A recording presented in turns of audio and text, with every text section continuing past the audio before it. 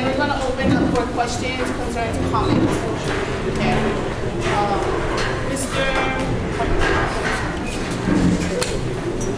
So, if you folks have the agenda, you see 3 presenters. He is going to be doing all of them.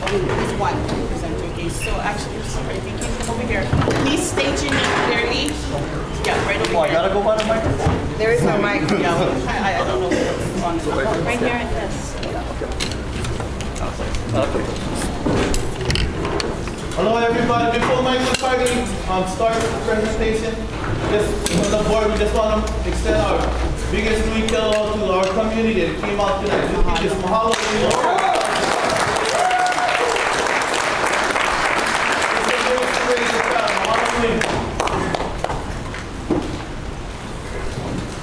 I would like to say first, aloha to the board and to all of you from the community. My name is Mike McCartney. I come from Kahalu, Pola'opoko, and I was born and raised there. And I work for David Ige, the governor, and my job is chief of staff. And so why I came here today was to connect with all of you, to thank many people for helping the connection happen. First, I'd like to thank Uncle Buffalo and Auntie Omi.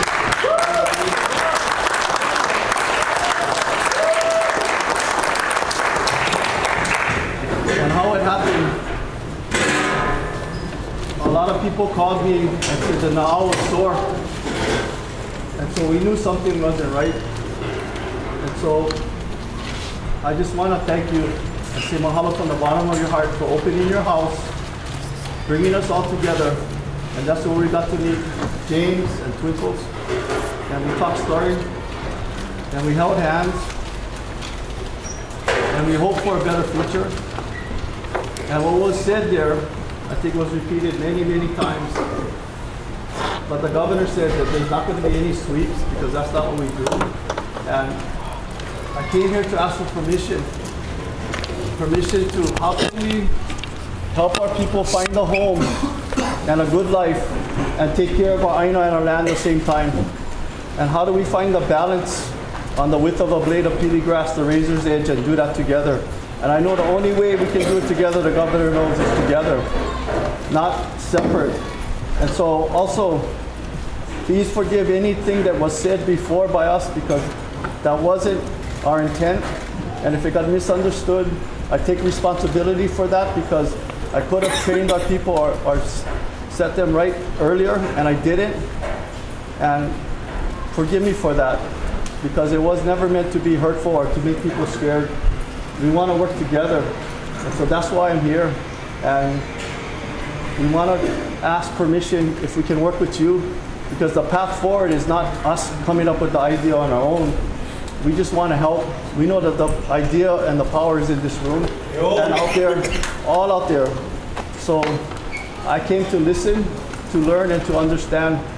And I'll be honored to just listen to all of you tonight and to hear what you have to say, and then take the next step and next step. And so on behalf of my friend and the governor, we just say aloha and mahalo, and we ask permission to start working with this community. Mahalo.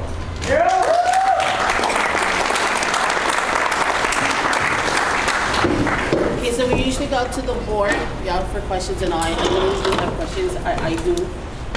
One of it is, and maybe you don't know all that was said at our last board meeting, but what has changed, right, from then to now, and what does that mean, those suites? Is there a timeline as a governing body for the property? What's the plan? Is that all still? There's no, the timeline is we need to work together. Timelines create false expectations. There's no timeline, but we need to figure out how do we work together, how do we protect the land, and how do we put families into homes. And we want to work together with you on that.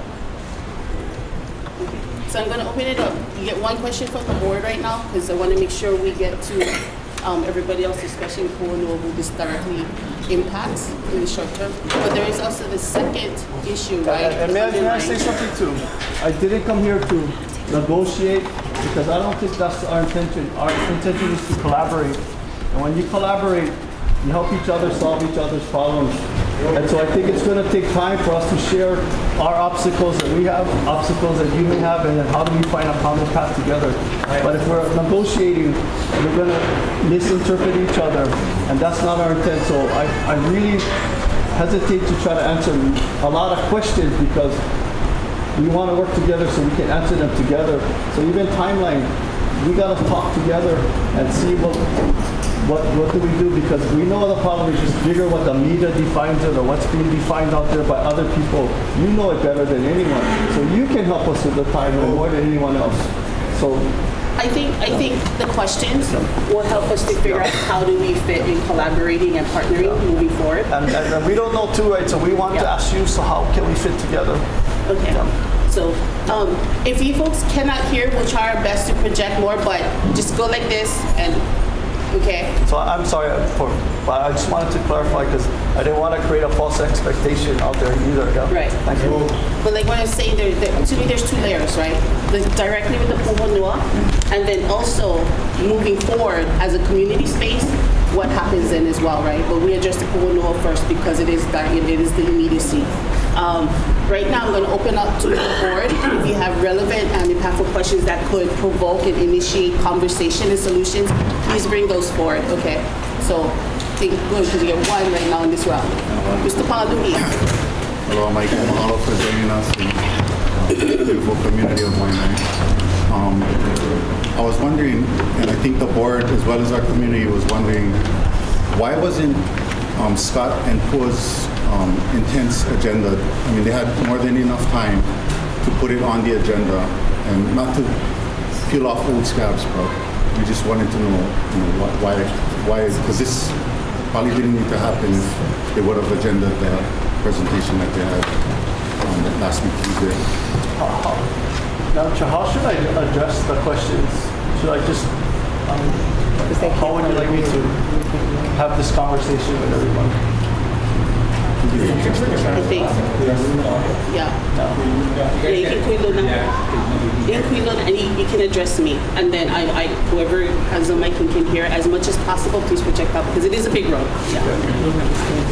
So maybe if you just kind of like stay over here, we will bring it over here if it gets too long. I will just, it's okay if I stay over here. Yeah. Okay.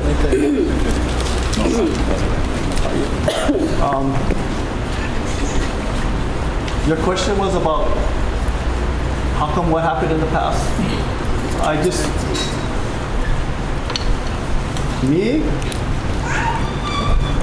I feel I didn't prepare them enough for working with the community. So I take that responsibility, and that's why I come here, because I don't think that's the way to do it, and that was never their intent, never the governor's intent. And today I want to ask, can we shift? Can I go back? So ask for forgiveness for that. And can we move forward? Because I cannot change that, and I take responsibility for that. And that's what I'm asking, is that can we just move forward? It's not their fault, my fault.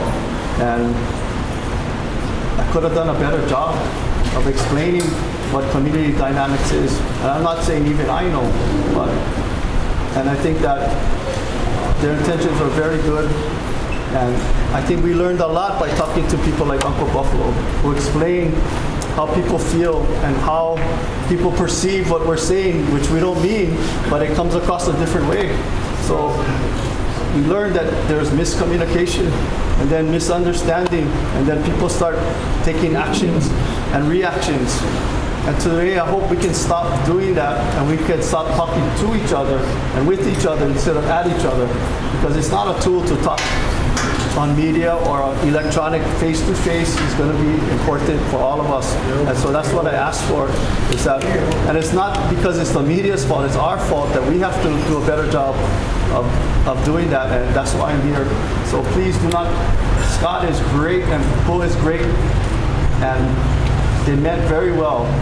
So we're going to keep working with them, and we can all learn from this. And so that's why we're here. I just had to ask, as as a board member, we do have that responsibility to find out why it wasn't on the agenda. Sweet. Mr. McCartney, thank you very much for being here today. Just for clarification, there was the community last known that there was going to be a proposal at the BLNR meeting, so there's no proposal moving forward, just for clarification. No proposal moving forward. For the March 23rd. Yep. It's not on the agenda. Not on the agenda. So the question was, is there a proposal at the Board of Land and Natural Resources on the agenda? Nope, there's no proposal on the agenda for the Board of Land and Natural Resources. The hope, and please, I hope I'm not speaking out of turn, the hope is that if there is something that goes to the Board of Land and Natural Resources, then it's all of us asking them, can you pass this because you are responsible for the public trust in that land, and it's something that people would agree to from this community. And so we don't have anything on the agenda, so if there's any confusion about that, no, there's nothing at the Board of Land and Natural Resources. Thank you for asking that.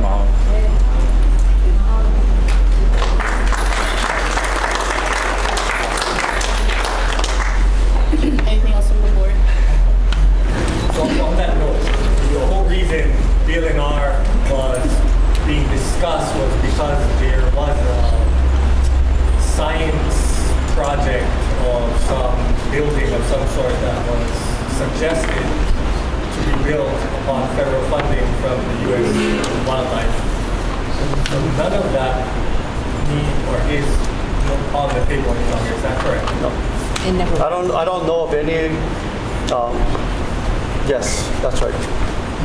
It's It's not on, it would be on the table if we all want to put it on the table together, but it's not. Currently. It was a false. And that's of course the community, the people here would like to see that sometime in the future. Right? Yes. Thank you so much for your consideration.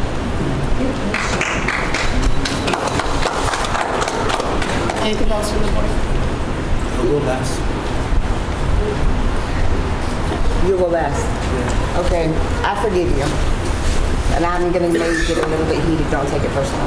But this is a community that struggles every day. So I have already forgiven you, but I don't understand how it turns out that we have these guys show up unannounced at a meeting and say, when in December we heard there was going to be a pool. We recessed in January. In February we heard there was going to be no sweeps. And then all of a sudden it's going to be, everything's going to be cleaned up and it's going to be a beautiful sanctuary by June 1st. I don't understand, what were the policies and procedures? Like, how did all of that, how is that okay? Do you understand what I'm saying? It's not okay. Yes. And I'm disappointed, and it's embarrassing, and I feel disrespected. But I forgive you, and I'm done. There's no disrespect, and no disrespect to anybody. And thank you. I understand what you're saying. And I think that's why I'm here. It was very fair. That's just not, I didn't like any of it. But I appreciate you coming here and trying to make it right. Thank you. Okay, so to hopefully try and make this easier, speak to me, project to the room. Okay. Okay. Sorry. Speak to me, project to the room, because they can't hear over there too. Or Ms. Kelly. Back in early November, the water was shut off, and like where the boats come in and they wash the boats within the residence pool, and no reason to wash it. Right. The water didn't turn off in November, and it was supposed to turn on back at the end of December, and it's still off. Can we get the water turned back on, please, and the bathrooms fixed? Please. That's what we're checking on, and actually that's being looked at right now. And as you can imagine, that needs to be checked out, so we cannot make a false commitment. But that's heard loud and clear about the water and the restroom. Thank you very much.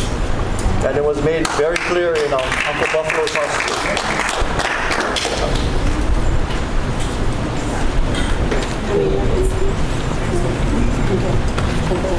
Yeah, question. Mahalo, Mike, for coming tonight. You're on the hot seat, and I just wish that Scott and Poole was here as well to take some of that slack. So my question would be, what Auntie Twinkles them has been doing and her Ohana for all these years, you know, and all of us on this coast, we know people very close with them, and to see the success that Auntie Twinkles and her Ohana has been doing, you know, I mean, they're setting precedents, they're setting a template, not only as Kanaka, but also as Kapo'e Hawaii. So being that this is an election year coming up too, you know, I'm glad that you folks are on here tonight.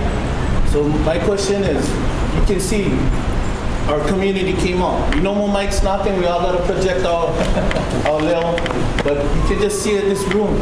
Sorry. So my question is, please, ho'olohe, na po'o Waianae, ke olo.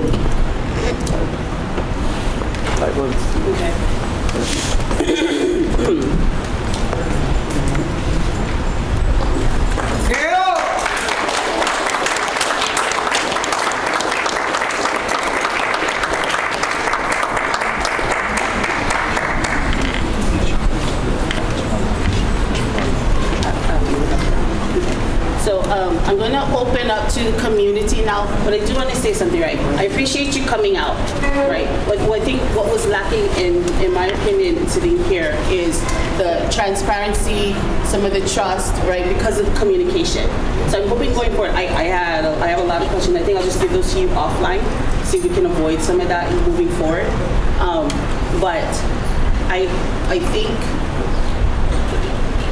I think your ask on looking forward is good, right? But we also have to make sure we correct some of our past mistakes. We can learn from that. Yes, in doing that. And I think we can use this space to do some of that. But right now I'm going to open up. Stand up. Yeah. Thank you. What I'm going to say, some of you might not like. I don't mind you being at the harbor at this time. But that is not a safe place. I've been here, I moved out here in 1980. And some of you old timers should speak up and voice what I'm going to say. I've been through Eva, I've been through Iniki, I've been through the 100-year rain, whatever. I tell you what happens in that forest, Eva.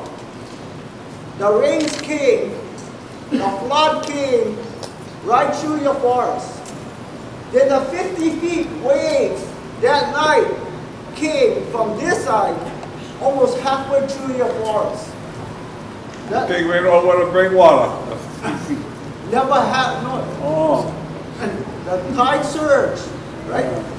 And the 50 feet waves went right through, Believe that. right? History. You guys are going to learn from history. So that's not the safest place. Iniki was a little bit smaller, so not as much damage. The 100-year rain. You guys should remember the ones living in Makaha. That car was stuck right at the intersection of Phantom Highway and Makaha Valley Road. Oh, up to the window. That's all. This whole area, the whole area from Makaha to the Boat Harbor was a river, right through that forest. What year was that? The 100-year rain, when we had the non-stop rain for 40-something days. Right? Excuse me. Learn from history. It's nice now, but I don't want on my watch. I don't want none of you dying in that forest. Because when you have the big wind and the rain, the caoba trees always topple over. What about the coconut tree? No more coconut tree in there. What's the caoba? Let me ask you a question. And it's the other thing. I live on Manuku Street. So this is what, when the hurricane was passing, I was facing up, go in my garage, and I would watch the windshield. Behind the street, those are you that know what car. This has no pertinence to what you're talking about. Lahaina Street, that was I was watching stuff live. But on my side, this side of Lahaina, my side, the two peninsulas would act as a windbreak. So with that information, we need to be looking at our land inside the windshield, right? This cannot tell me no more one piece of property. You go throughout Macau, Waianae Valley, show land, empty land, right? There's got to be a place that will be a safe place for your people, right? I want a safe place. Yeah, I live there on the beach 1960, parkkeeper. I never seen no 50 feet. 35. We were there 8 years from 1960 to 1968. We never seen 50 feet waves there. We live on the beach. Nobody else sees. If you guys know this guy that ran check with the Weather Bureau. Mike Mixo, his house was in Macau, right? Wow. The wave came over his big wall, right through his. If it's not a safe place, then why do you want to put a science center for children there? Aaron. All I'm saying is, think of a safe place. Excuse me.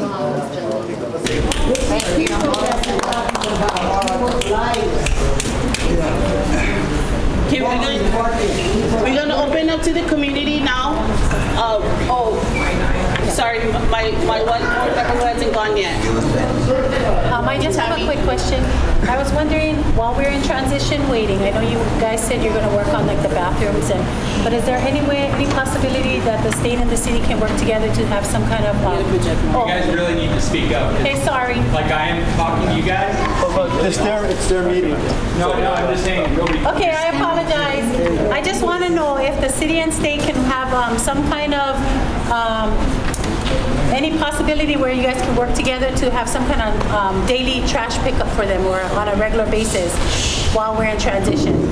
So is there any way a state and city can work together to have like a trash pickup at the harbor? So can I repeat your question? Yes. The question was, can we work together with the city on some kind of regular trash pickup so that there's no trash there and I will take that back and try my best to do that. Yes. Thank you. Mr. Pakele. I'll try to repeat the question so that everybody can hear, if that's okay with everyone. I might not hear well, but I will try again. Okay, I'm gonna let you folks know, community, if you folks want to talk, please come on this side. I know we usually do this side, but come on this side because these are my two note takers and my assistants tonight, okay? And please state your name clearly. Nice and loud. Yeah.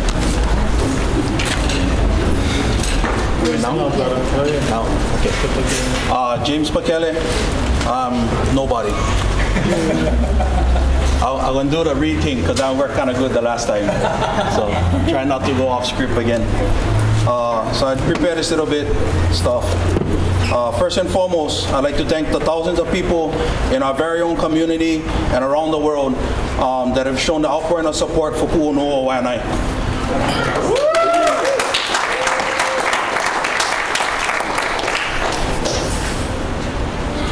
This village exists against all odds. Sorry. I'm crybaby.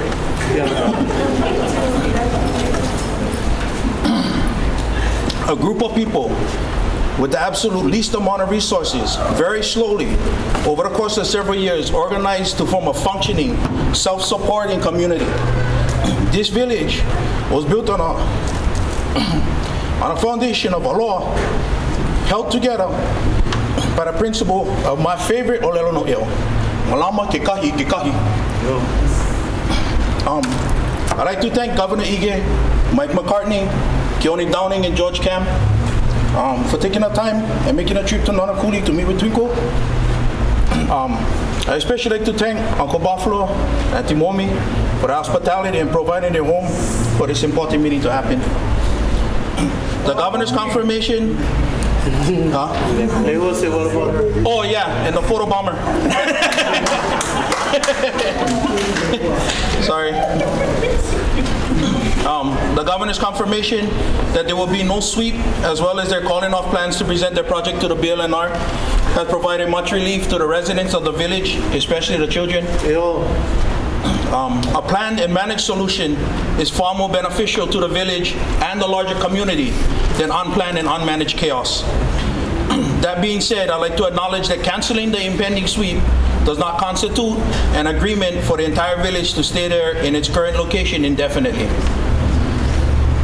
And further, nowhere has it ever been said that people will be given free land and much less free houses, because a lot of people seem to think that's what they're getting. But it does, however, allow us to move forward with our vision and plans without the looming threat of being prematurely swept. It also allows for a plan to be made and executed with adequate time to be done correctly and not a rushed patchwork response to some arbitrary timeline.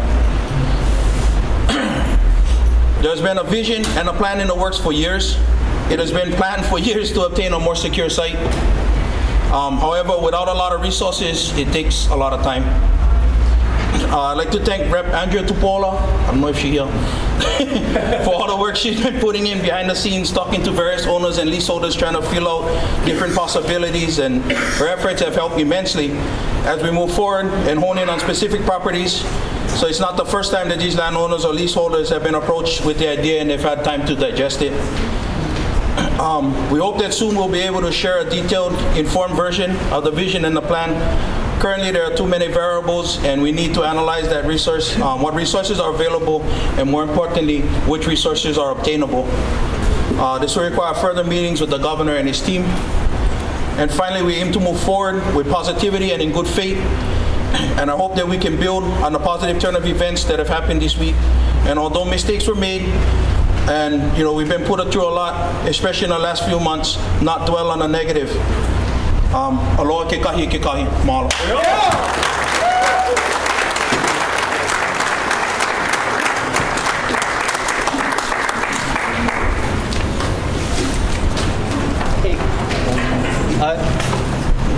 I acknowledge, James, your statement and appreciate it, and thank you. And that is an accurate representation, I think, for sure how I feel. And I am not going to speak for the governor, but I believe that too. So thank you so much.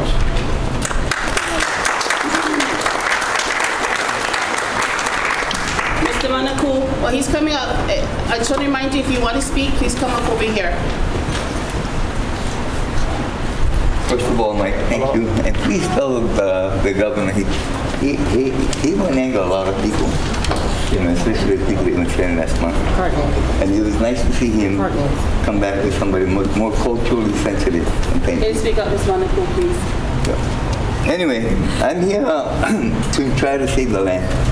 I'm not sure how you guys know about this land here, but at one time, it was projected to be a science center. Yeah. In 1990, when Iniki came by, we went inside there and we go clean the land.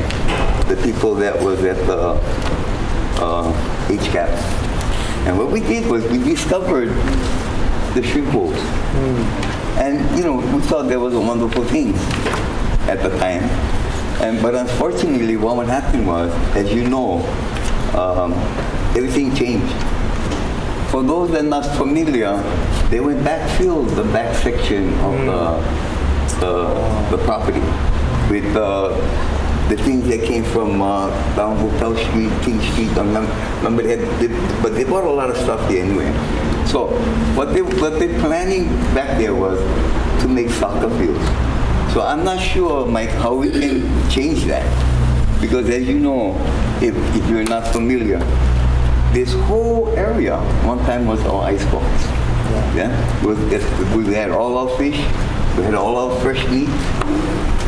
And so it's important for the people that's coming behind us to understand that. Because we never had ice boxes, but yet we always had fresh food. Yeah? And it was fresh always because it came from the ocean and from the mountains and from the rivers. So, I am very impressed with this young lady. You know, I'm 71 years old, I'll be 72 in July, and I've been involved in my community for many years. And I had never seen somebody as successful as this young lady. I mean, really, I had seen many groups and organizations receive millions of dollars. But what have they produced? Yeah, so, Mike, help us. This is a cultural thing, you know, and it's not only the Hawaiian. As you know, we have many other Polynesians inside the group. And, you know, it would be wonderful for us to get back together in that perspective, you know. So, please help us as much as you can.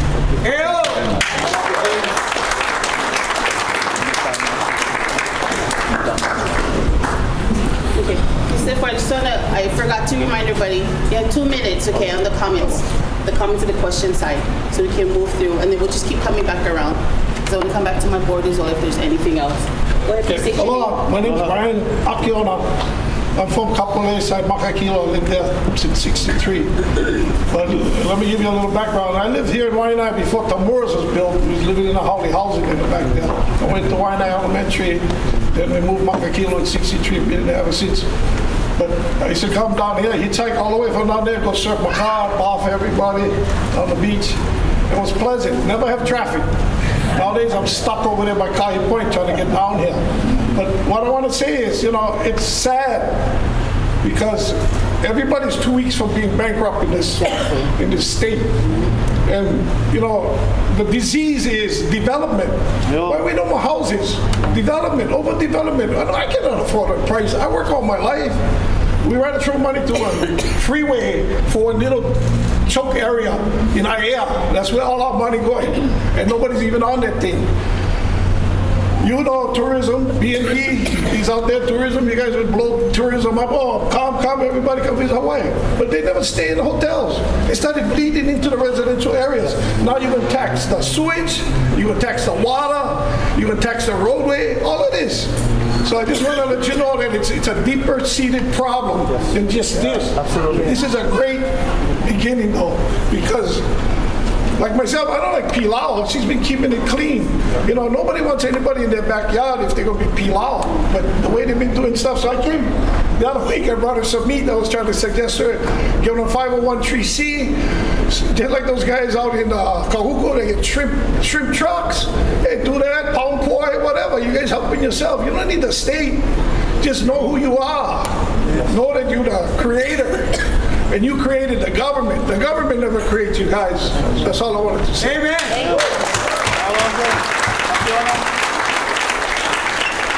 Can I just say something about?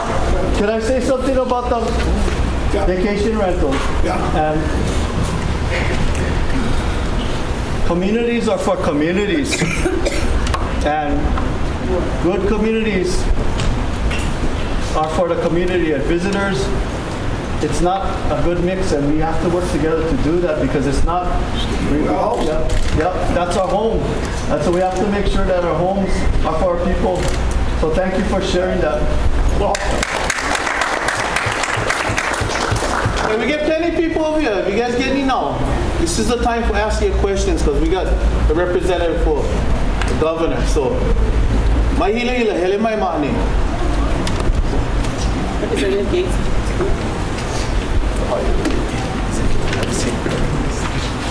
Hello, everyone. Representative Cedric Gates. I just wanted to come up here and, share my mana'o on this situation and commend the governor's office for meeting with Auntie Twinkle and Pu'uno Waianae to really clear out the miscommunications that have been discussed prior through the media, through Facebook, through many forms of communication. And, for me, I think the realest thing that the governor could have done was meet face to face with Twinkle them to discuss what this plan will look like. When it was brought to my attention that, you know, a plan was being put into place, and I looked at the timeline, I straight up told the governor's office that it was too fast. You know, we really have to engage all the stakeholders into the discussion and really develop a plan. And when I sat on the neighborhood board as a chairman, this same thing came up, I called Scott Morishige here to have that open discussion with the community to discuss what this transition plan looks like and to make sure that the government wasn't going to come in here and sweep our community and compound our homeless problems across our community, because Pu'unu'o Waianae isn't the only encampment that we have across our coastline. We have many camps all over, and I could just see that growing if we was to sweep that. And for Auntie Twinkle, you have my utmost respect. Last year, I recognized Auntie Twinkle as a leader at the state capitol through my House floor presentation to let the legislature know that I respected her. I also recognized Uncle Glenn Keela as well in that presentation, and let them know that these are leaders of our community and they need to be engaged. They need to be on the table for discussion and be able to voice their concerns and have that open dialogue. And then for last year, one of my first initiatives that I pushed was the Pu'unu'o Waianae bill, which was to basically legitimize what Auntie Twinkle them are doing there and to locate a place that we could provide the infrastructure and resources for them to actually improve their model, because it's a great model. And as you know, across our state, we have over 7,000 homeless individuals and families living on our streets. And to look at Auntie Twinkle's model and know that this is a real viable solution that we could implement and that we could improve if we provide the funding and resources to support that initiative. And I'm glad that the talks are continuing to go on. Right now, we do have legislation moving through the legislature to support Ohana zones, or Pu'unu'o models. And one of those bills is HB 2281, which I co-introduced with Representative Mizuno, which establishes within the Department of Human Services an Ohana Zone program.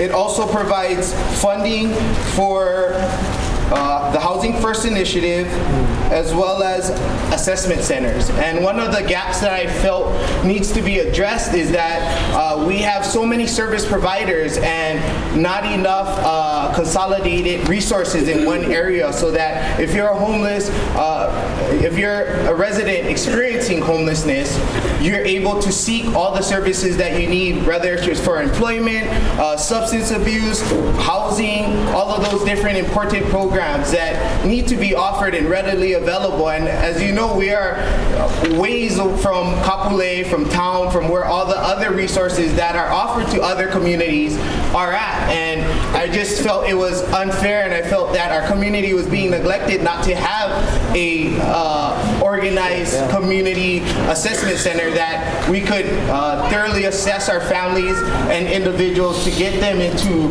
permanent housing situations as well as transitional housing situations. Okay, sorry to interrupt you. Okay, so if you have questions or suggestions or comments, can you give that to Mike? I will right now. So I'll transition right into questions. Because we 2 minutes. Yeah, got it. I just wanted to provide a quick update because, you know, it's a big issue. For the governor's office, you know, I was brought up about the trash pickup.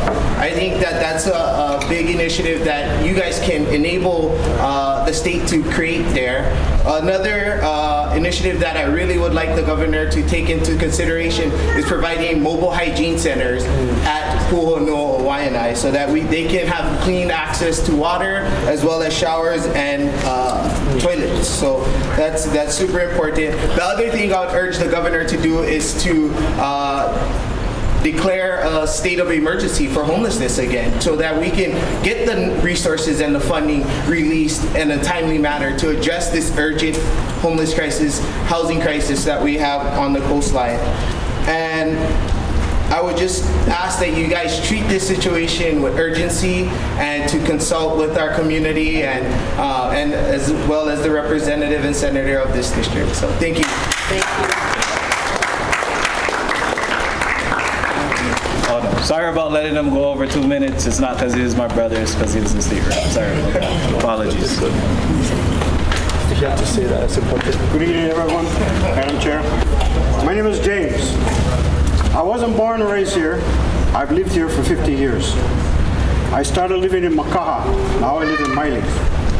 The first time I've noticed we have homeless families living out here is when they got rid of rent control.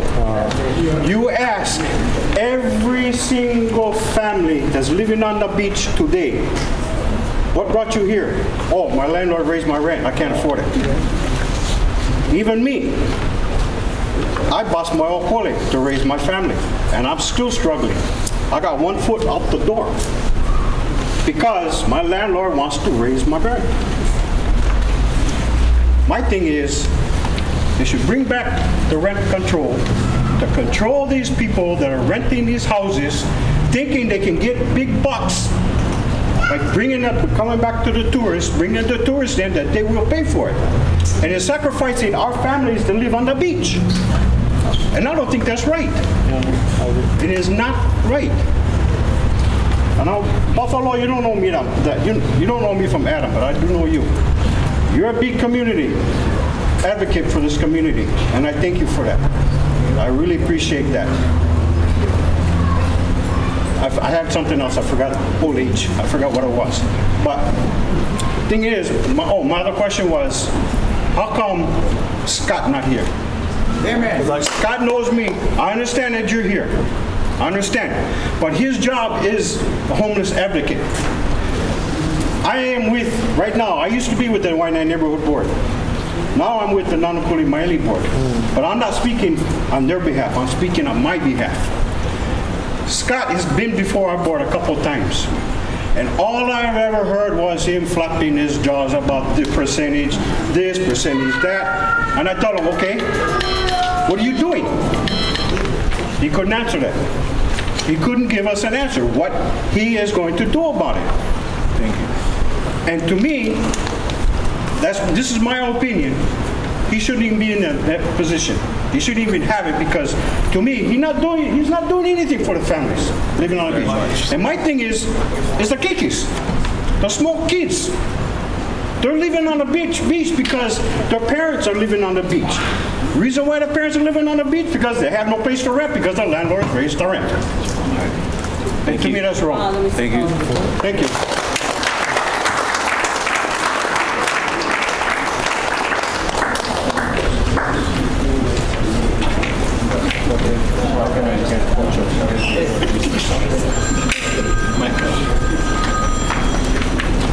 State your name, please. Hello, my name is John Soto. I'm with Makaha Hawaiian Civic Club, and well, it's like a chicken skin too because many years ago, being from Makaha, I used to race dirt bikes all over the world. 36 different countries. I lived in Czechoslovakia, Barcelona. Also, too, a lot of times, if you look on YouTube, I was homeless in North Hollywood for 6 months, living in an abandoned Corvair, abandoned car. I know what it is. I know what it feels like. It's just like, it's very, very difficult. The reason why I wanted to come up and say things and come up and present things, because we're looking at the negative parts is taking control. A lot of the negative part is we got a lot of the chronics are coming out. They're passing Makaha, I'm not Makaha, but Waianae High School. They're doing all kinds of things. Even Mr. Endo knows there's one guy chasing a naked lady through the bushes going through campus of the high school. But the negative part is that's what makes it really, really bad for those in need. We paddle canoes from from Pokai to Lahi Lahi, and all of Opala coming out from outside from the encampment. And we're looking at it and says, this is like, for look at it, we have no respect. Being with the Hawaiian Civic Club, we look at the first thing you got to do is take care of the aina. First, of course, you got to take care of yourself, the person you're looking at in the mirror. If you cannot take care of that person, there's nothing that you can do. It's a damn if you do, damn if you don't. What I've learned in life is that you got to take care of that person first, and then make it work together. Make it a win-win situation, not I win, you lose, because eventually it's going to go back again this way here. Knowing that I've gone all over the place and looked at the things, and we got Macau Valley, all Lulule. I take the section burial council all up to Kahuku, because I ride dirt bikes up in the archaeological sites, etc.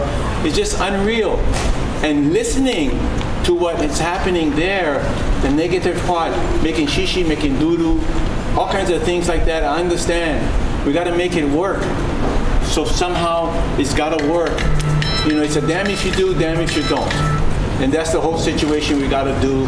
And the only way we can do that is we need to, like what we're doing now, speak out. The squeaky wheel gets the grease. You know, you can point fingers and blame everybody else. But the most person you got to blame is the one that's not speaking. Because the squeaky wheel gets the grease. Do they have a problem out in Kauai Kai, up in Kailua side?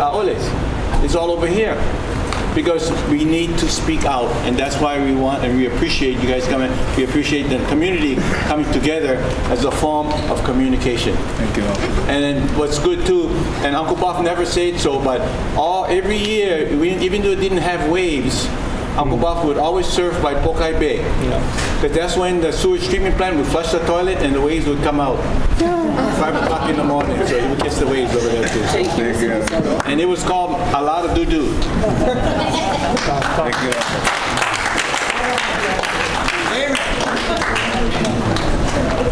Aloha. Aloha, everyone. My name is Beth Leeds, and I'm here because I feel the love in this room, and I cannot believe that there is so much love here. And I had to speak because I know a lot of the problems, no water, trash pickup, the governor's office, he can have that happen immediately. I know it can happen because those things will make everything a lot easier. We need to make it easier for us. But do we want more government handout? No. Let's accept the government handout as a temporary thing. But let's make our own money, let's make our own community, and let's not live in those places where the landlord raises the rent on us. Because that's totally out of line. We cannot afford $2,000 to $3,000 for the kind of house we really would like to live in. We can't even afford $1,000. I'm homeless myself. But it's okay because I believe in you guys and I believe in Twinkle. I am twinkling. That's what I'm doing. So I have strategies. I am a very good strategist. I have written bills for Congress on the mainland, on the states. I've done all these things, and I know that I can help. And negotiation is not the word, like you said. It's true. There is no them and us now. We have to work together, but we don't have to take handouts. We can make our own money, and I have plans for that. I know how we can do it. So I'm offering my expertise to you because I feel the love in this room, and I am a part of you. And so I am you.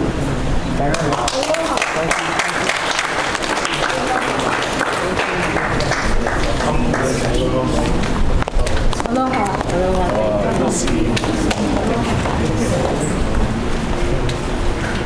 Aloha, everyone. Aloha. I knew Mike when we were young, and I'm so proud that he's here because he was always a good listener, and I believe in what he says. He would go back to the governor. So I thank you very much for being here. My name is Glenn Keela, and I'm an educator, and I'm still educating. It hurts when I take my students from Kamaile and they tell me that they live at Pu'uhonua or Waianae because there's so much shame in them, but there's so much pride in them. So I feel for them. So when we say Pu'uhonua, what does it mean? It means sanctuary.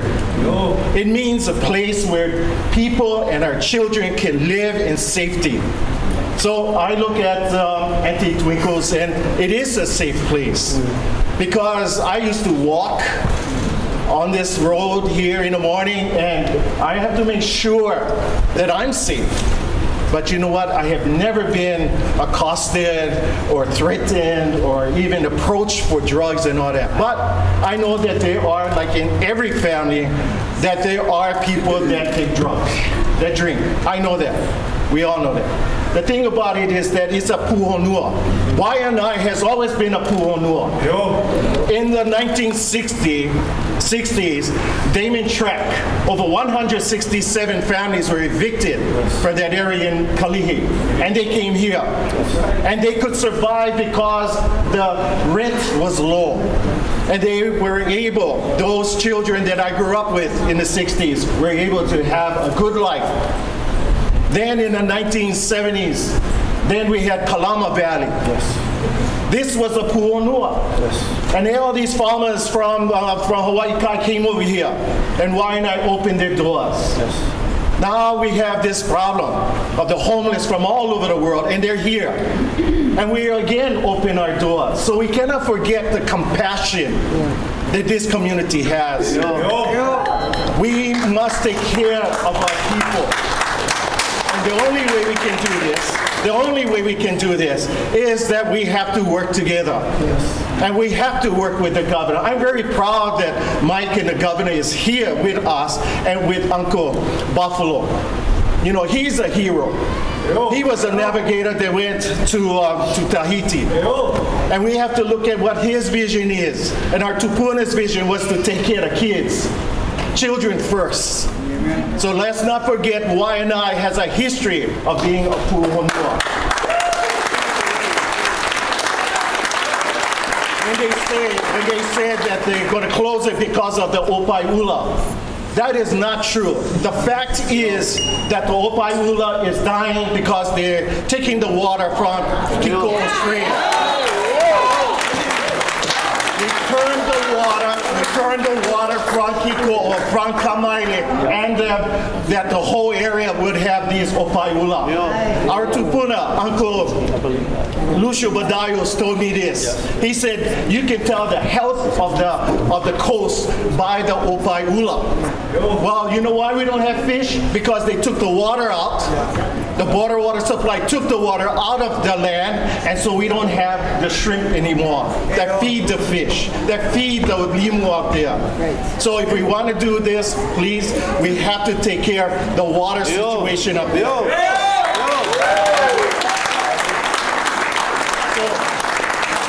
These are the things, and is it sacred? Well, the name of that place is called Waiale'e. Waiale'e. That means it's the fresh water because Kamapua'a, our demigod, came over here and eku the land, and there was a lot of water over here. All over Kamaile was water from Kamapua'a. The stories of Kumu Ma'o, the green lady.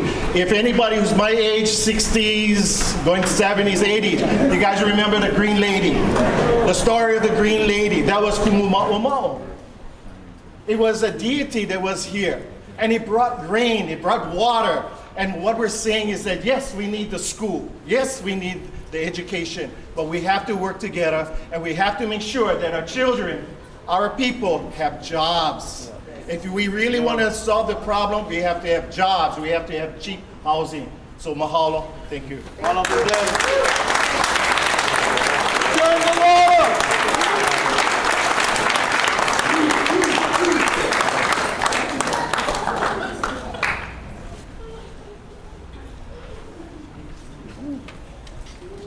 Mal, if you can state your name, please. Nice and long, my brother. Thank you. Hello, my name is Kelvin. And if you can speak one up, of our houses people, a person that is at the and speak loud. I am proud of Waianae. There's a lot of respect. We share, and above all, the gig is from walk. We have passed out. It's safe. That's why we get together, we clean, sweep the land, take care of the cake. That's what the cake got from. I saw the eyes. Yes. And I'm one of them that helps take care of the opala. Make sure the opala will change. After what she need water. Come inside.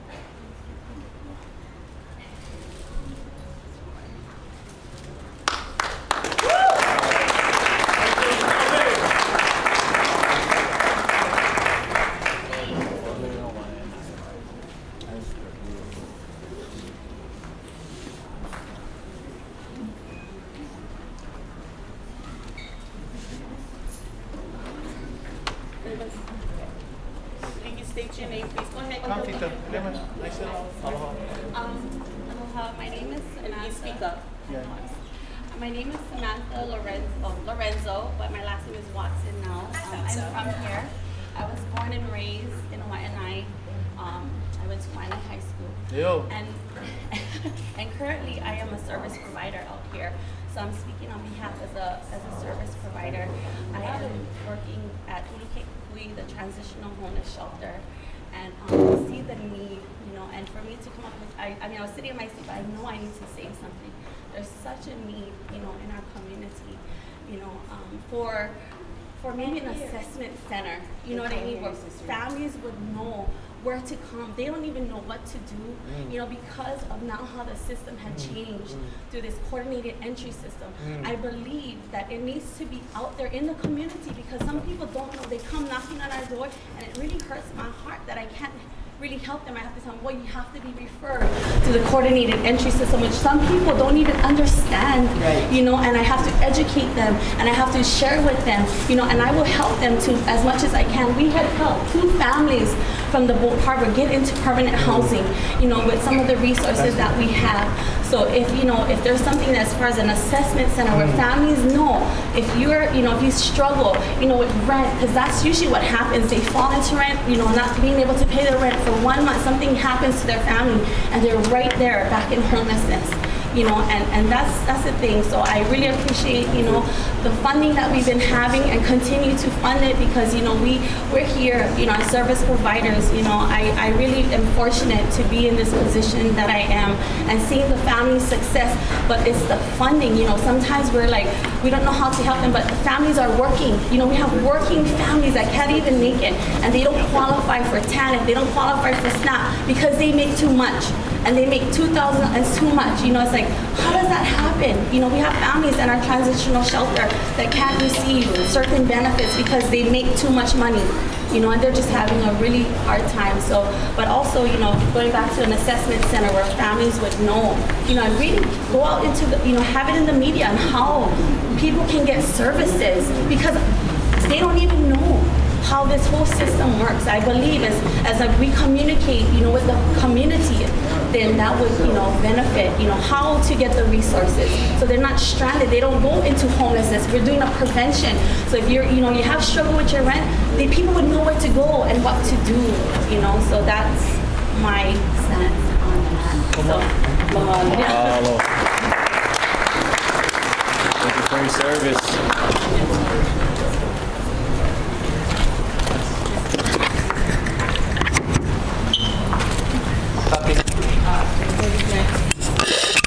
Aloha mai kako. Aloha. Lalio ko inoa. I'm also from Waianae, and I'm actually from the diaspora as well, the Hawaiian diaspora. Came from Washington State. I moved back home. I was born and raised here. I left when I was 10. My dad was in the military. So I came back home in 2014, and I came to the village. I needed sanctuary, and the village provided that sanctuary. I'm here in support of Auntie Twinkles and Dynamic Community Solutions, and also here to support Auntie Twinkles, and I think that she needs a lease. That's why I'm here. I'm here to ask those who are in power to give Auntie Twinkles a lease, so that we can move forward in a good way. And it should start with the pu'uhonua, because it's a sanctuary, right? And in traditional times, the sanctuary was there to provide safety for embattled veterans, safety for people who get pilikia with their ohana. It's a safe place for them to go to. So I'm here to support the pu'uhonua, because I've lived in the pu'uhonua. I'm also a doctorate. I'm getting my doctorate in anthropology. And the pu'uhonua is actually the heart of my dissertation, but it's also the heart of my life's work. And the pu'uhonua is not just the village, but it's also an imagination, or an imaginary. It's a dream, right? And we should be creating sanctuary everywhere we go.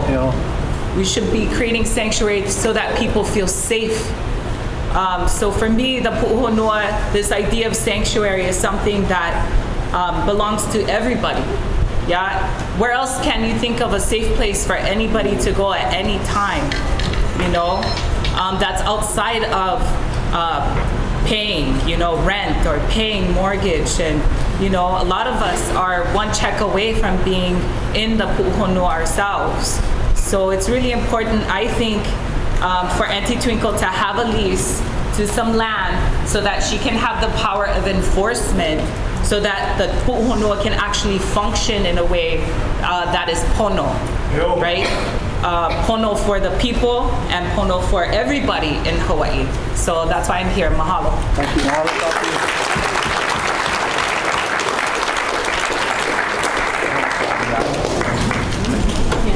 Could you state your name for the record? My name is Kalani Young. Mahalo.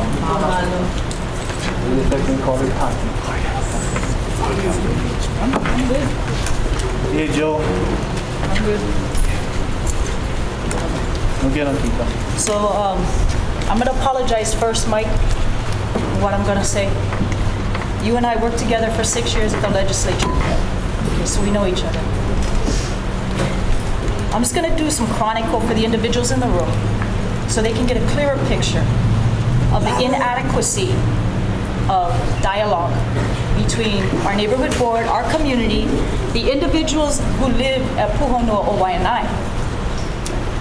You know that I brought the governor to the Waianae Small Boat Harbor to meet Twinkles on August 12, 2015.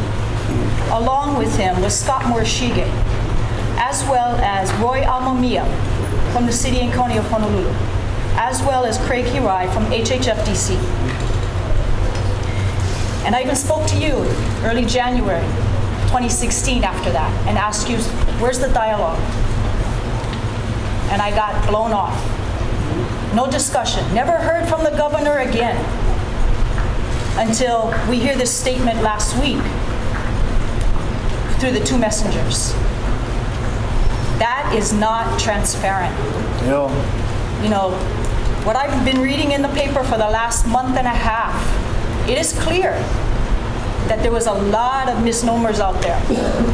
And there was no statements from the governor's office. There was no attempts until a community member made that attempt to have a conversation between the governor and Twinkles again.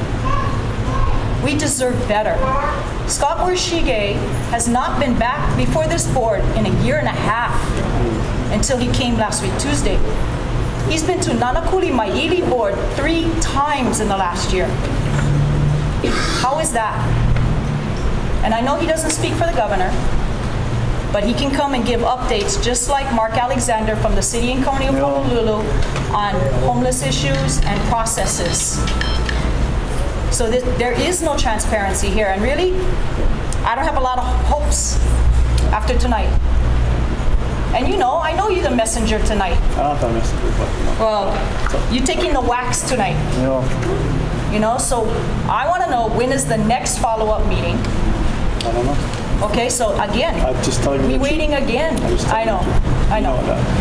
So we still need open dialogue. I agree. And I think our community should stand behind that. Thank you.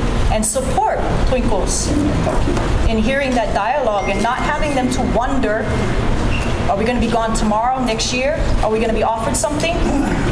And you and I both know there's an opportunity on the table right now. So thank you, I agree. So the governor's office either sends down a governor's message to the legislature to help with infrastructure, to help with rubbish pickup in the time being.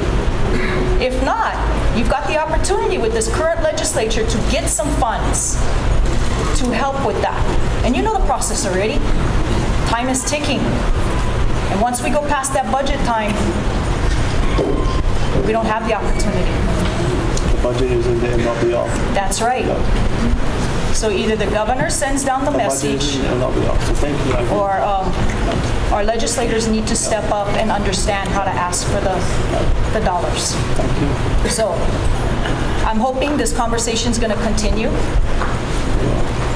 Thank you. You know, I appreciate you coming out tonight, but I do It's remember one step talking- forward. I do remember Yeah, you talking do to you. remember Yes, talking to I do. me and I Thank never you. got a response again. So I'm sorry.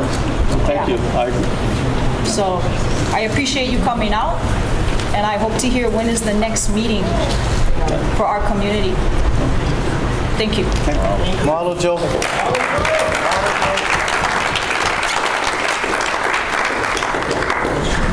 Uncle Sparky. Hi, I'm Sparky. 20 years ago, I was on the governor's task force. And we talked about a long-term solution to homelessness and having vets, Hawaiians, off the beach. The result was bulldozers, arrest. Same problem, no trash collection,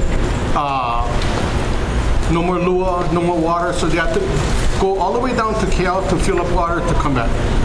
Oh, got a court date, no more transportation. They got to walk all the way to KL to get a bus. So if the governor really wants to solve this problem, because I blame the state, I blame the feds, I blame the county. The trash could be picked up tomorrow, because if you get on the phone right now, call the cops or the DLNR, they would be down there in force in the morning. So all of this stuff, after 20 years, it's really hard for me to come here because of the pain of being evicted and standing up and listening to the governor and all of his, I'm gonna call them cronies, because they did what he wanted, clear the beach. I don't care where they go, but they cannot be here. So I don't trust the government. I don't trust the spokesman that comes here and takes the wax for the people that are privileged, that don't like seeing people struggle and succeed, and talk about Pu'onua, a place that's supposed to be for healing. But where the cops gonna come? They're gonna come in their ninja outfits to deliver the eviction notice. John DeSoto, Auntie Frenchie was 20 years before us at Makua. Yes, yeah. So, and before that, you look at all of the evictions. Sand Island, Makapu, Waimanalo, Kaneohe, Waihole Waikani. You go around and all the islands got the same problem. So who's the fault? The state, the counties, and the federal government. So how are we going to resolve this? We got to make sure that these guys don't lie. And start being honest with the community and start coming out here. This is BS. Because I don't anticipate a solution. And I'll tell you, when all of the talking is done and the cops are coming out, I will be there to get arrested again.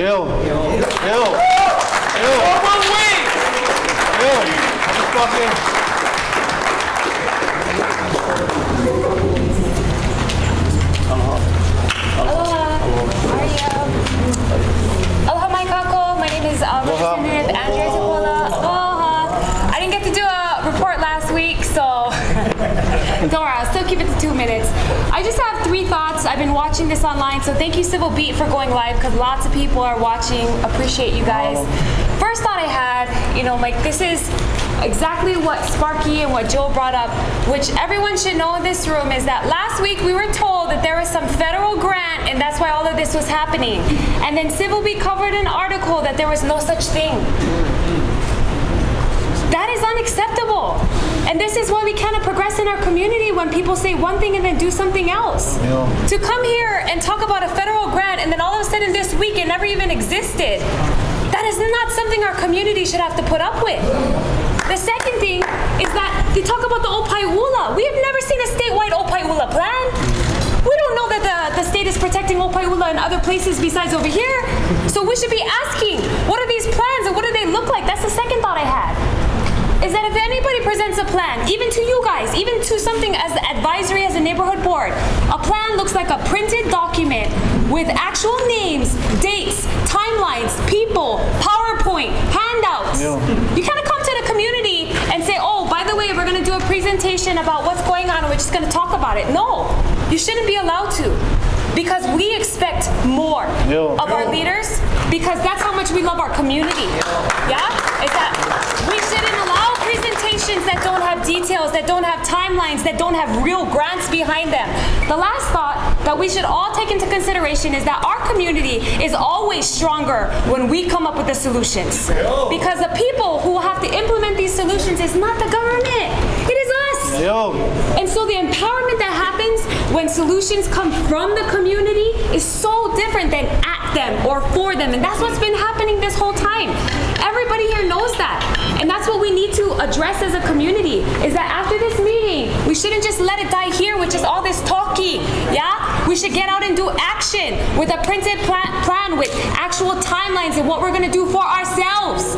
Because we make up the state, not the government, yeah? And so we are the ones that should be implementing this. And those, you know, we appreciate you coming out here, but it's disheartening to hear things from week to week changing like this. And I just wanna advocate for my side of the community as well, for everybody who spends time here at these neighborhood boards, all the neighborhood board members, that we shouldn't expect less than the best for our community.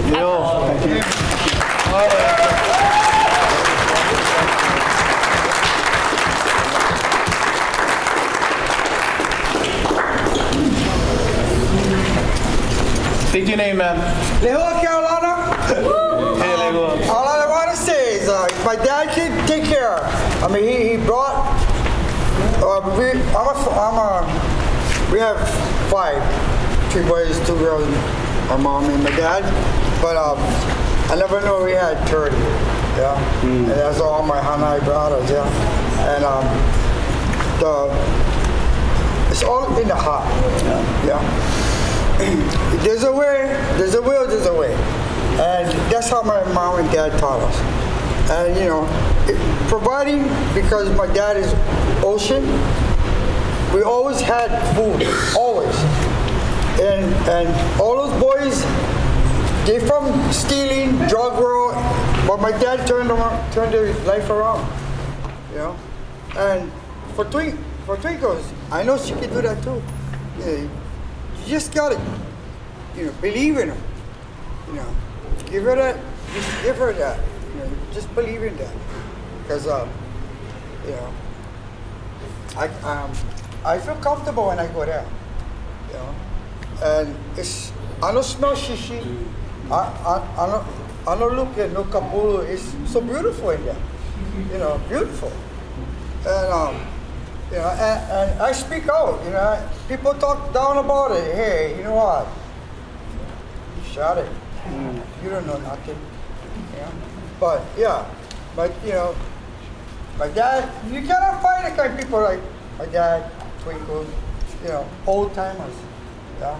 But the generation nowadays is, you know, they know still. Yeah. Yeah. And you cannot find that kind of generation. So, you know, and I love my parents dearly, you know, and I love Twinkle. Hallelujah. Hallelujah.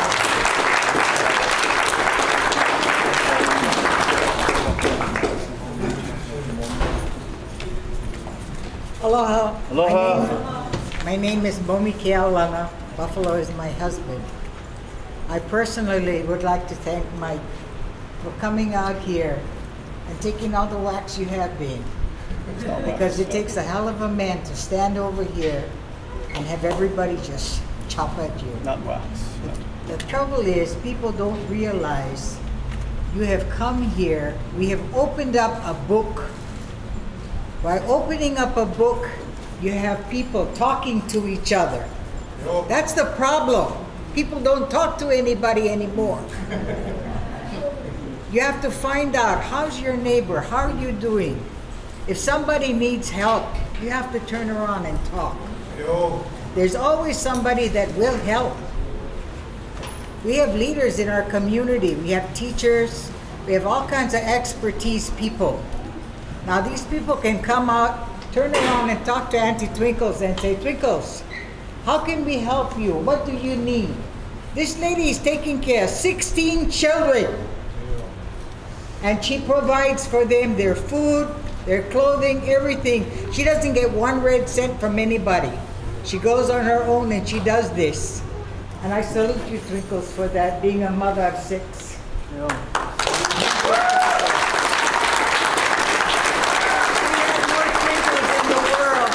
would be a beautiful place. Aloha.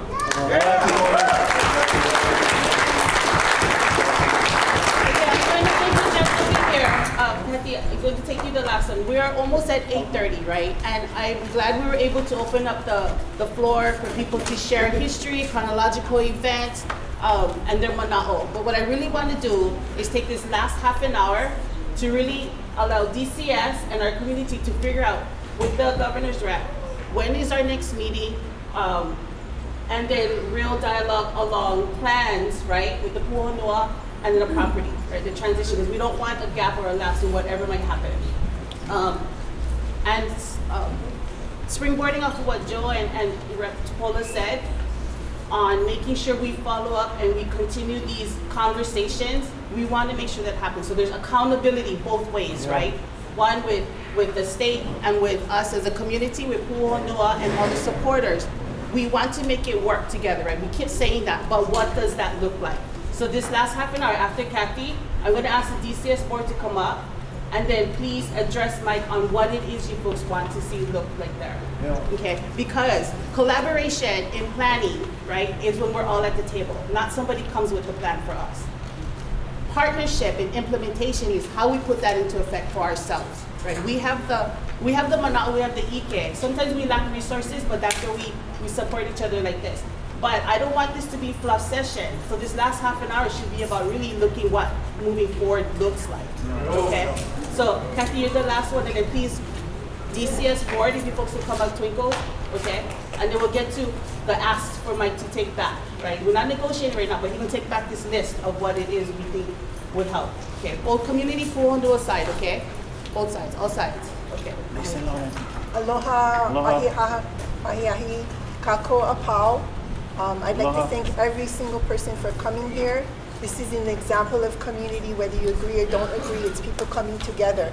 And that's what makes this a better place and what makes our community special. I would like to thank Mike. I've seen him in government for many, many, many years. And if he had come to the other meeting, I don't think we would have had that problem. However, he's here now, and of an extension of our community with Aloha is when our leaders come forward. Uncle Buff, everybody that took part in that particular meeting, and it had to take people coming together, and as Eti said, to talk story. That's what Aloha is all about. And I come from that group of people way back when that used to call us radicals. So I don't know where Sparky went, but I was involved in all of those too. And if we have to go back to that, then that's something in the toolbox. But hopefully, with the practice of Pupo Aloha, which is what the Puhonua is trying to do, what TMT is trying to do, what other groups in the community are trying to do, we now have someone to ho'oloi, and we want to keep that going as a synergy. Coming from homelessness, and it wasn't through any of the situations that are there now. It was through the corporations that were building Waikiki. And even if you paid your rent, you had 10 days to get out. So I was blessed to be malamed by the Beach Boys, the Waikiki Beach Boys, some of Uncle Buff's generation as well as others. And I didn't know them for some of the other reputations that they had. I knew them as friends, cousins, uncles, brothers, sisters, whatever was there. And we were able, at that time the water was clean, we could get manini, we could get hinalea, somebody bring poi, everybody, nobody went home hungry because everybody worked together. And this is the beauty of this community. It may not look like that from the outside, but you're gonna hurt one, you're gonna hurt all. And it doesn't matter if I went fight with you yesterday, I'll come in with my spirit today. So that's just something that the outside doesn't understand. And what that applies to is that there's a colloquialism of it takes a village. No one ever expected for these folks to create a village. Not just a village, but a sanctuary. Yeah. No one ever expected for people to live the culture. Everybody's fighting over it, spending money, but these folks are living examples. And I would almost bet, even though I don't get a paycheck anymore, my Social Security check is that the babies that are in this village, through the help of everybody there, as well as the providers outside, bringing in nursing students and all that, if you put those babies next to the babies in the community at large, these babies are more healthy. They have more aloha because they have that village to raise them. And this is the concept. These folks also, and I don't mean these folks, my community, my folks, they have a nonprofit status. How are you going to act? So that puts them in the running with anybody else who would want to lease land from DLNR. So I want those points to be given in aloha, and I want to thank everyone for coming, as well as our neighborhood board for their courage in bringing this together tonight. Mahalo.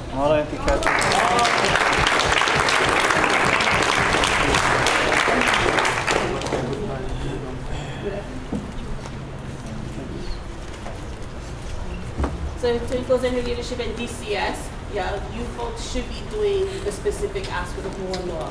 The community around is, what I also want to keep in mind, after you folks do, is if whatever the future plans for the Pu'unoa as an entity or its physical space is, right, I want to know the community side, what are the plans of how can we plan forward for that space or for that the property as well. Okay, so go ahead. Okay, so I know 2 years ago we started working on top of this, yeah, and in one of those meetings, I had asked how I could get lease on the land.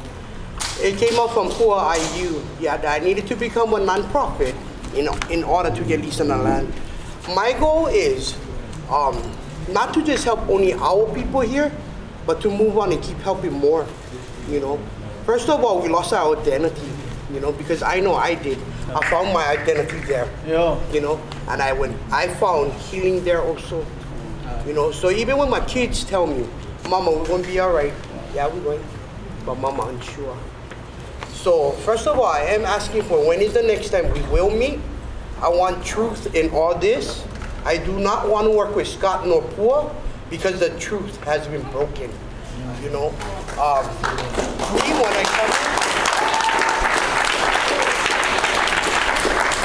when I come in, all those who sit in the back, I carry them with me when I come in and fight. You know, each meeting I come in, I do not stand and only represent myself. I represent the whole village here. So when I come in with 220 carrying on my shoulders, you know. And each time when I come home, I bring to the table and I ask. My whole goal is helping our people, you know. I only directed love towards my people, you know, because that's one thing we always lacking. I want to be able to know that I will get a lease or something that we can go to and even help even more. I don't want to only be the only solution for Honua, because I'm not only thinking of one Hui, but I'm thinking of the whole of Hui here. You know, that's how we should be. That's what Waianae is.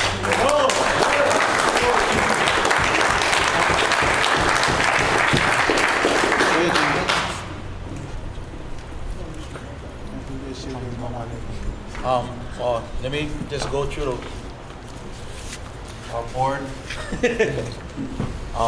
Twinkles is the executive director, and I kind of lost track of who is what after this, but we got Auntie Loke, Auntie Joey, Marcus over there, and Ken, but they sit over there for today. So at some point we got together, we hatched this plan, you know, and the plan was to relocate, not vacate the area when the plan was hatched. You know, it wasn't to vacate the area, but it was to secure a different location, some location where we get a little bit more autonomy and you know, a little bit more ability to build you know, a little bit more sturdy structures and maybe some infrastructure, because not allowed to do that over there so far. So we've been looking at different parcels of land, but you know, we know more exactly the resources So we're trying to look at, different ways on how we can obtain that. We did create a 501c3. Thank you, Andrea. Yeah, that took a while too, was kind of going along for like 1 year, and this, just trying to tell us. And Andrea go, 1 year, you is nuts, come my house. And we stayed up till like midnight, I think. She had to be on a plane at like 5 in the morning. We stayed up till midnight, and we worked it out, ended up like $285, and then like, how much days? Like 13 days we was on nonprofit, so that was awesome. We're still trying to learn and kind of move forward and see how we can use the status and the entity to move forward. So, we've kind of been enlisting help from other people that know more. Kaumana has been helpful. Uncle Bumpy them, immensely helpful. Trying to learn from people that have a little bit more experience. A lot of our focus, a lot of people, oh, you make more money, you make more money, you make more money. Sometimes you just cannot make more money, right? So we try to attack the other end. How can you live and get by with less money, And so there's, different living arrangements and things that you can come together, and we're trying to put those into a plan.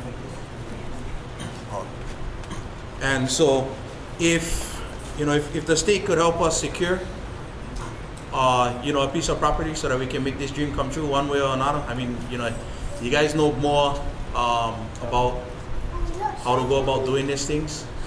But we got a lot of supporters, and if we could just get a piece of property, I'm sure, we'll get a lot of help coming out of the woodwork. Thank you. But I just like you guys to be honest with us, from this day on, because you guys totally wrecked my life, for real. You guys gave me anxieties, many sleepless nights, I wouldn't want anybody else to go through what I did go through with you guys. Bring the plate to the table, be honest at the table, and let's start working with each other, so we can be able to help more of our people and not just you. That's my plan. Tinkles, sorry about the stress that it caused. That wasn't our intent. Please, it helps us to learn about how we are and how it creates that dynamic in somebody else. So we failed in that kind of communication. It was never our intent to do that. And so please, I'm sorry about that, and I pledge to work with you on behalf of my boss, the governor. And that meeting we had, we got to keep it going, and that's what we'll do. So thank you. Yeah, and maybe I apologize for that. With all my heart. Never mean to make you feel like that. I'm sorry. I'm so sorry.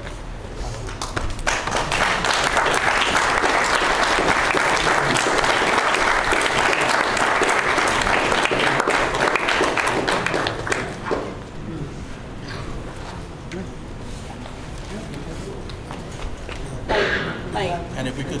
Mike, sorry, okay, James has it in there, I have a question. Oh, and if we could get some kind of idea of when our next meeting would be. I mean, I don't expect you to have the answer now, but soon. Soon. I think it's 2-1. When we met last, I think we need to reconvene, and we got to ask permission at Upper Buffalo's, and then I think for the community, we need to reconvene, so we have to ask permission. So can we work with you on that too, so we can make the date set? Thank you.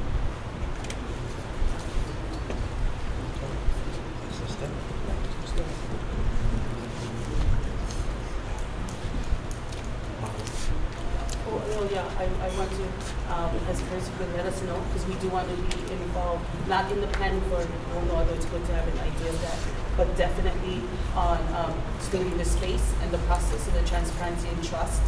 And then also because it does deal with the land property in our community as well. Talking about land, I have a question. Louder. Sorry, talking about land, I have a question for you. Joe mentioned that something was on the table. Is that something that you're aware that you can share, and do they know about it? You don't know? Wait, who said was on the table? Joe Jordan. No. Joe had mentioned when she was up here that there was something that was on the table. I think we have to create our own table and start.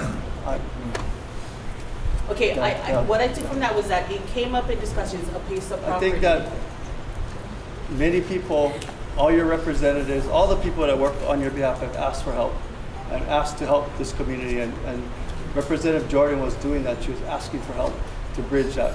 And so I think... I think it's recently. This is what I'm asking. And if you don't know about it, then please go back and get it. And I think a week... Something on the table. Yes. From what I took away from that was that she said right now there is something, a piece of property on the table. If you can find out about that, please. And then I do also think that it's reasonable to ask within a week. So if I communicate that there's something on the table, I'm going to talk to them first, and then I'll talk to you. I mean, but I don't know of anything yet there. Yes. That's fine, right? I just want to ask the question because I didn't hear them ask it. Yeah. So I want to make sure. I think we're searching for places. Right? We're looking for places. And for us to say it's on the table, there's a lot of due diligence that has to be done with pieces of land because they belong to everyone. So that's what I think people are assessing, not only infrastructure, but all kinds of things. What's the use of the land? Is it farming? Is it? So there's something in consideration? Yes, absolutely. We are looking, yes. So on the table is, we are definitely looking. Is there a specific piece of property? No, but we are looking to find the right fits for people.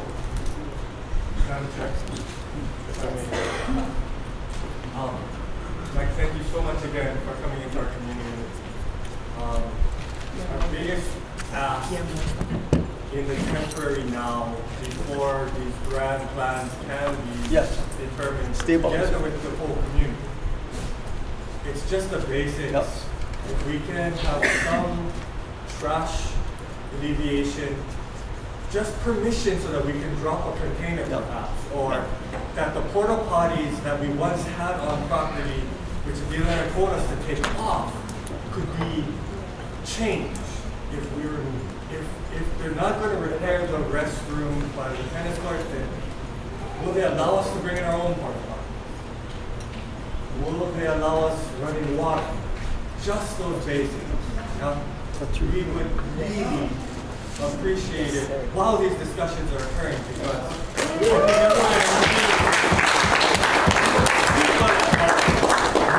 part of our community is having to endure these types of conditions.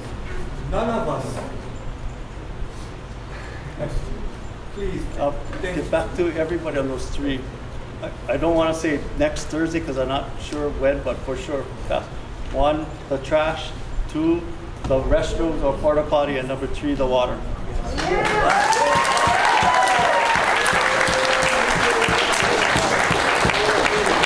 And four is follow-up meeting. Okay. You guys have anything else? I mean, I just, with as far as finding a piece of property, I know that they've been shopping around to different people because a lot of different people have been telling me like, oh, Scott was here, Scott was here, Scott was here. So I know they're shopping around for different pieces. I think that the point in the process now is kind of compile a list and then maybe go through the list and then see what's appropriate. Just to say where they are in the stage.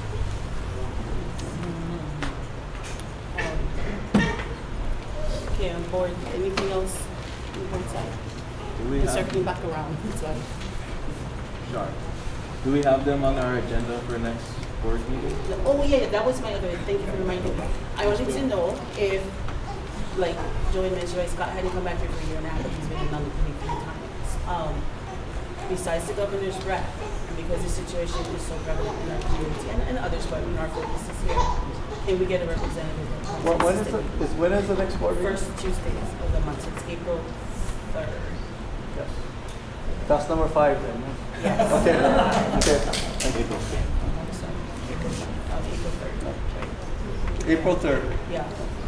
And that's not the flood. That doesn't mean we cannot do other things before that. Yeah. But I'm not going to wait. Yeah. Okay.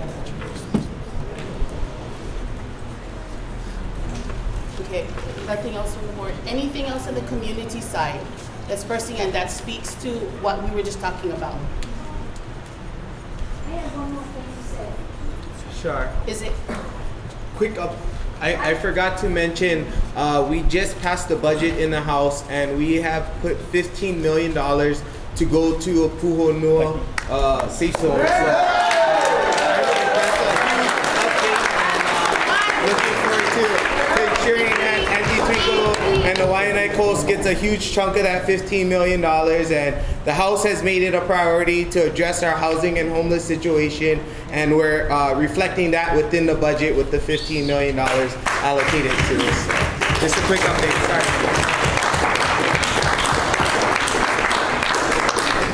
Okay, is there anything else that speaks to, does it speak to this? Does it speak to what we're talking about, Connie? Okay, go ahead. I want to say that, to me, the homeless situation is not a homeless situation. It is a homeless situation turned into a village. Because when people have a home, even if it is a small home, it is a home. And I believe that the village is a village of homes where people live.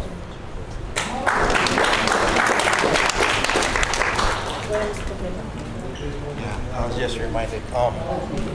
There's been some stuff in the press.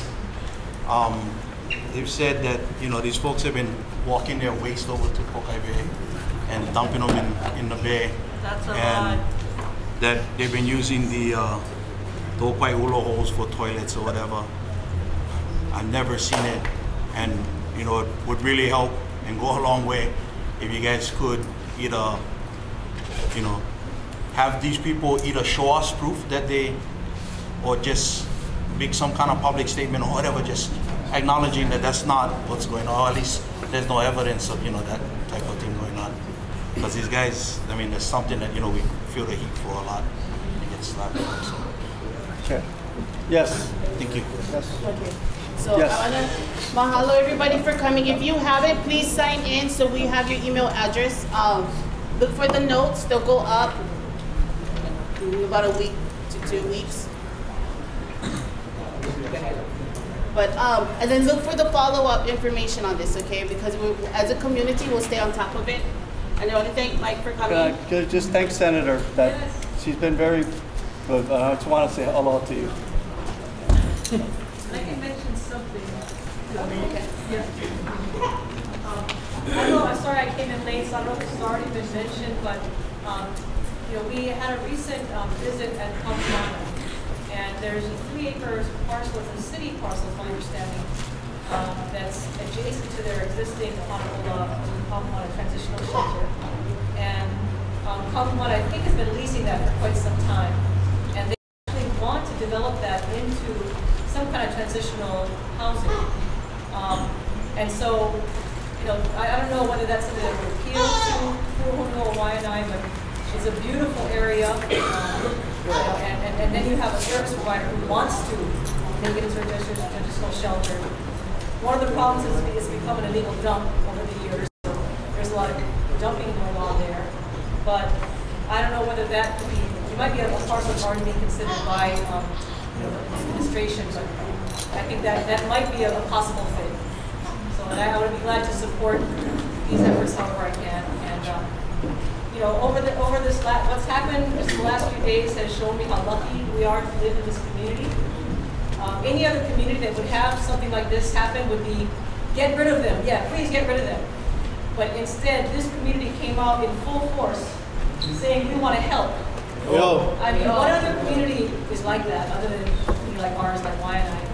And so I feel so lucky to represent and to live in this community because it was all over. So thank you so much to Buffalo, to Momi, for opening your home to them, trying for all you guys are doing, family, people, all of you. So thank you so much, and to Mike for being here at WBA.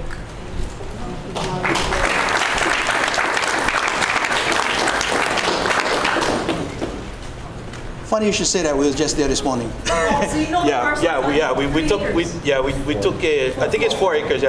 It's a 5-acre parcel of which we would be able to use 4. The list that's compiling, that's one of them on there. So we're gonna look at that and some other areas and whatever, and see which one would be the best fit.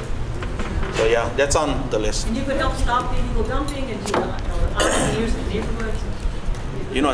That was one more concern. Sorry, I'm just dragging this off. No, that was one more concern of a lot of people that was living in the village. When they thought that they were being swept, a lot of them, their mind went to the Opaiula. They was like, so who going to take care of this place if not us? Because the last time I checked, I think you get like 2 DLNR officers that handle from Fort Shafter to Kaina Point. So, if those two all leave, or even if there's, peacefully or not, even if we transition, it might be a good idea to maybe have some people, trusted individuals or whatever, stay back to Malama, that area, unless the state or somebody like put in resources to secure that area, because I'm glad that Twinkles them is there and they, they take care of the place, because it could very well be people that don't give up. You know what I mean? And they could burn them and they could trash the whole thing. So, I think we're very fortunate to have a community, a village there that actually cares about the thing and try to keep it stuff. But, even if they leave, what happens after? On the community side, why I want to do this space too is, as you folks are making the plans for the corridor itself, is we don't want to leave that gap for addressing the plan for that for a community space as well. Yeah. So that's why I'm not trying to butt into their business, but no, I mean it is. It's a community concern. It's something that the village has been concerned about, and everybody too, because like lately the thing to do is dump everybody's cars everywhere. So. Okay. So thank you everybody for coming. Please sign in again if you haven't, and look for our future meetings, especially with this on the agendas, whether it's a regular meeting or another special community meeting we call. And if you have any other questions, you can always take conversations offline, but we will be breaking down the chairs and tables because we need to be out of here in a timely manner for parks. Okay? Thank you everybody. Mahalo.